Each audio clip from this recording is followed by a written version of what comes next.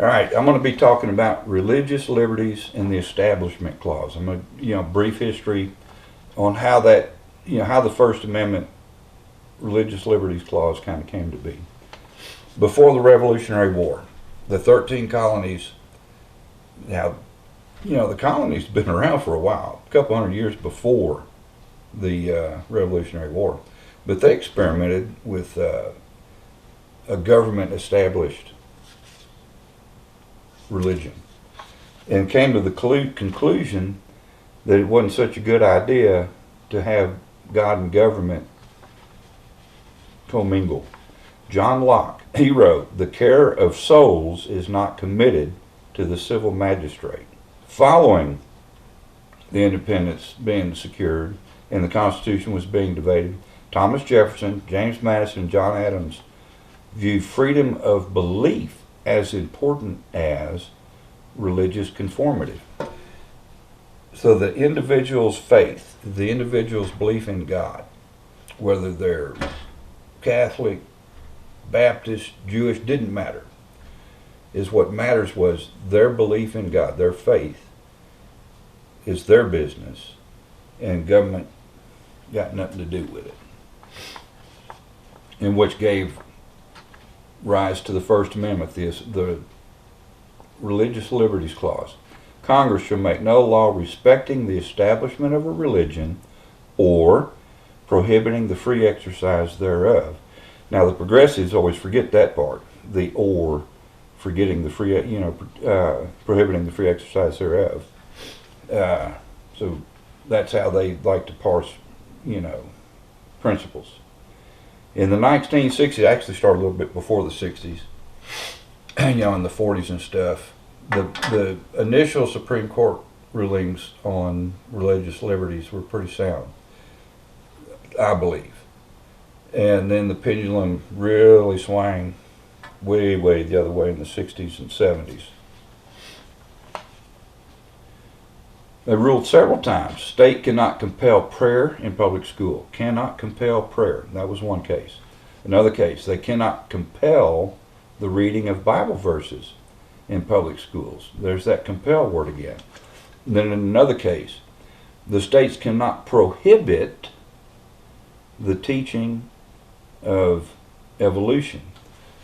So you can't force a kid, but you can't prohibit them from learning our crap. And this is not by accident, folks. The progressive left have control now. It took them a while to get there. Have control of the public. They have control of the university systems. They have control of education. All right. I read an article not long ago. There's schools in California that are having the children read pagan Aztec prayers in school, that are having the children, read or be read to about passages out of Satanism text. Okay, you can't compel nor prohibit. That's pretty odd. You can prohibit religion, the progressives think. The progressives believe that you can't have compelled religion, teaching of creation in school, nor prohibit the theory of evolution being taught in school. They want to, have their cake and eat it too. So it's okay for no God, but yes to secular humanism. So what's secular humanism? The belief that humanity is capable of morality and self-fulfillment. Morality is self-fulfillment. I just saw the story a couple of days ago where a bunch of men gang raped a couple of toddlers in a Houston public bathroom. Humanity is capable of morality and self-fulfillment. Bullcrap. Without belief in God, but by using human reason and naturalism. Okay, God can't be, but people can play God. That's essentially what the humanists are saying. God can't be, but people can play God. And history's full of this. Kings, emperors, dictators, who are not people of faith, but believe themselves to be God. So without God Almighty in heaven, nature hates a vacuum. It's going to fill that void. And there's going to be some dude step up and claim he's got Al Gore's about there. So is Chuck Schumer. So is Joe Biden. We got a lot of people playing God in this country. A bunch of little demigods, I guess. They got a share. But recent Supreme Court cases, the pendulum's starting to swing back the other way a little bit. So, you know, in the early 2014ish to present, the pendulum's starting to swing back a little bit towards religious liberties. But